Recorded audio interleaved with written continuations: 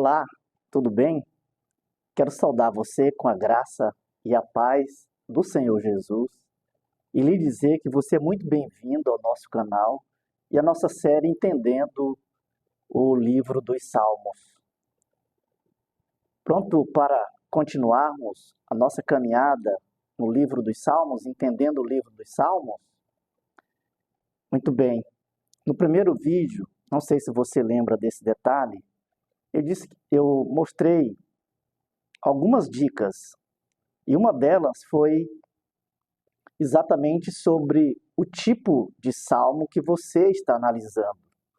Porque para você entender um salmo, você precisa dessa informação, saber que tipo de salmo é aquele salmo que você está analisando. Pois bem, para ajudar você nessa caminhada ou nesse entendimento desse tipo de salmo, de categoria desse salmo, nós vamos produzir alguns vídeos exatamente falando dos tipos de salmo, das categorias que existem no livro dos Salmos. E nesse primeiro vídeo aqui, eu vou mostrar para você, ou dar algumas dicas, ou mostrar algumas informações importantes sobre os salmos que nós chamamos ou denominamos de salmos da história da redenção, ou salmos da história da salvação. Portanto, o nosso foco nesse vídeo é exatamente sobre os salmos da história da redenção ou da salvação. E a primeira informação é quanto aos salmos que se encaixam nessa categoria. Portanto, a primeira pergunta que vamos fazer é: quais são os salmos que se encaixam na categoria dos salmos que chamamos de salmos da história da redenção, da história da salvação?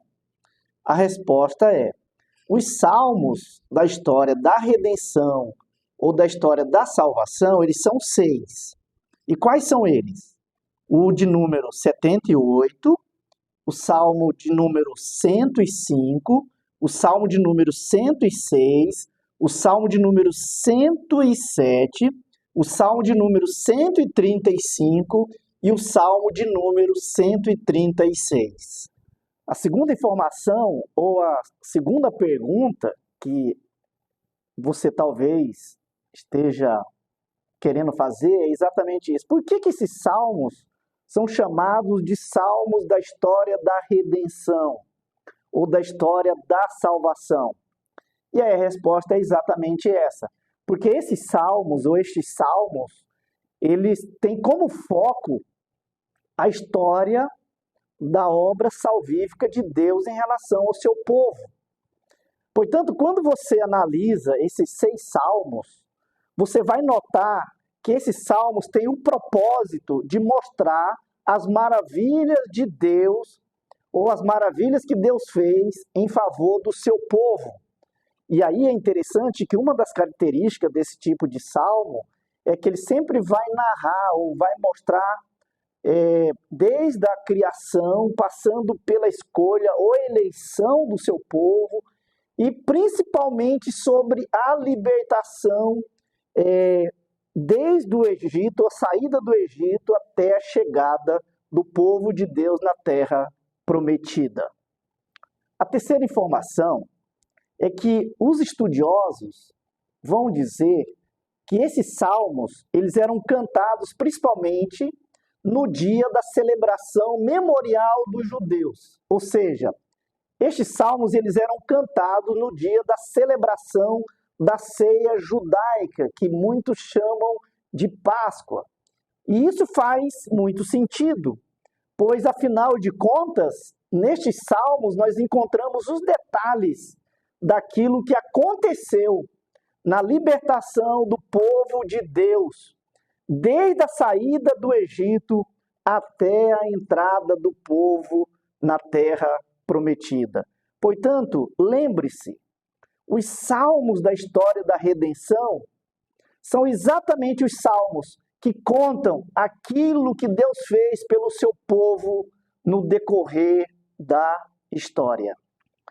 E a quarta informação importante sobre esse tipo de salmo é que estes salmos, esses 6 salmos, se você perceber, você vai notar que eles são bem maiores do que os outros salmos. Justamente porque eles contam detalhes de tudo o que aconteceu, desde a saída do Egito, passando pelo deserto, até chegar na terra prometida. Então, por causa desses detalhes, que são muitos detalhes, é que geralmente esses salmos eles são bem maiores que os outros tipos de salmos. Ainda uma quinta informação importante para você sobre esse tipo de salmo é que esses salmos, ou esse tipo de salmo, ele sempre começa com uma chamada de gratidão. Quando você olha esses 6 salmos, você vai ver exatamente isso. Sempre o começo deles é convocando as pessoas a renderem graças, ou a ouvirem, ou a escutarem aquilo que Deus fez no decorrer da história.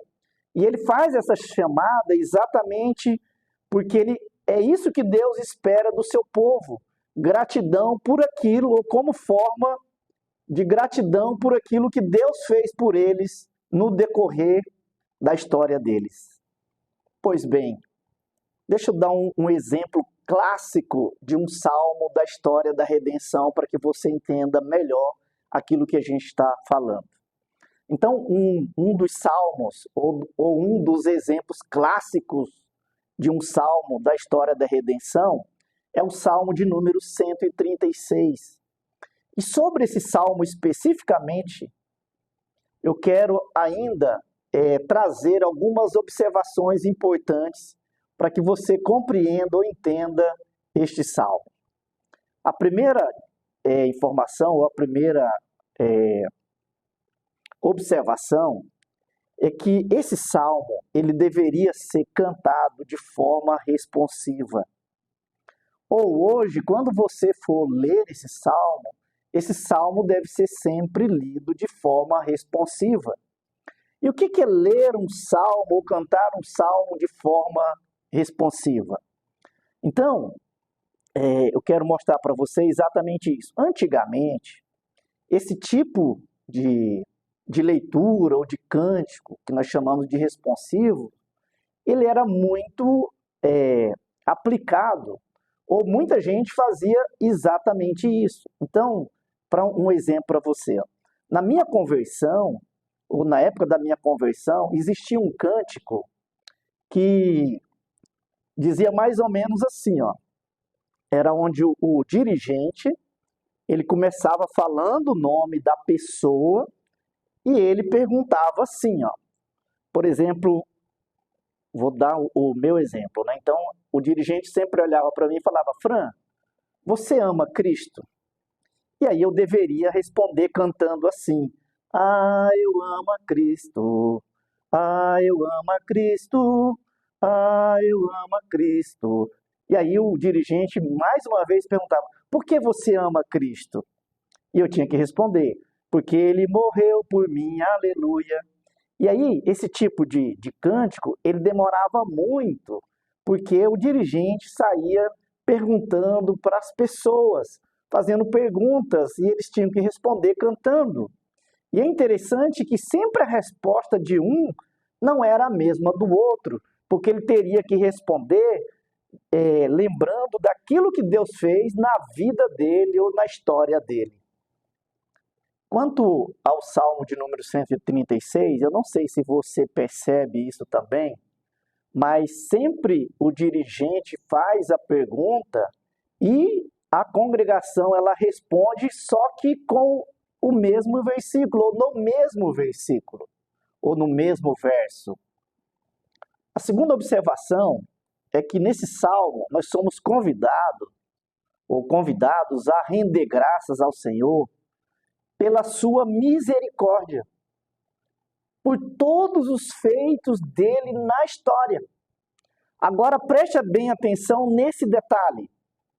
A ênfase dos feitos de Deus está exatamente centrado na sua misericórdia, como é o caso do Salmo 136. Então, note aí que isso permeia todo o Salmo, ou é a centralidade do Salmo, está exatamente na manifestação da misericórdia de Deus e não no povo de Deus. Portanto, para fecharmos quanto aos salmos da história da redenção, eu gostaria ainda de te dar duas dicas importantes. A primeira dica é: nunca foque no evento, ou naquilo que aconteceu ou está acontecendo, porque não é para o evento que o salmo está chamando a sua atenção. Até porque, se você perceber, existem muitos eventos.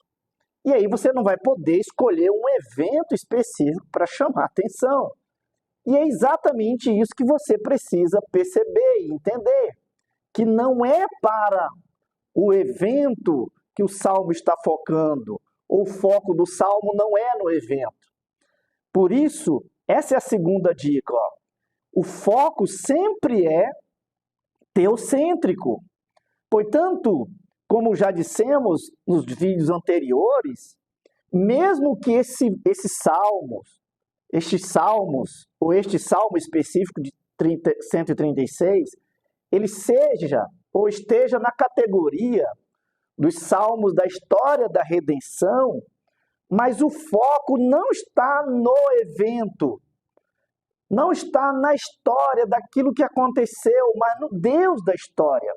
O foco está exatamente naquilo que Deus fez. Portanto, querido, não esqueça disso. O foco é sempre mostrar quem Deus é. Porque o objetivo do salmo é exaltar Deus, é louvar a Deus, é fazer Deus conhecido. Portanto, lembre disso. O foco não está no evento, mas no Deus do evento. O foco não está nos detalhes da história, mas está no Deus da história. Espero ter ajudado você com essas dicas importantes e preciosas. E no próximo vídeo, nos encontraremos, se Deus assim nos permitir, com outras dicas preciosas para que você entenda e compreenda essa coleção de cânticos tão preciosos que nós temos hoje, chamado Livro dos Salmos. Um grande abraço a você e que Deus te abençoe ricamente, em nome de Jesus. Amém.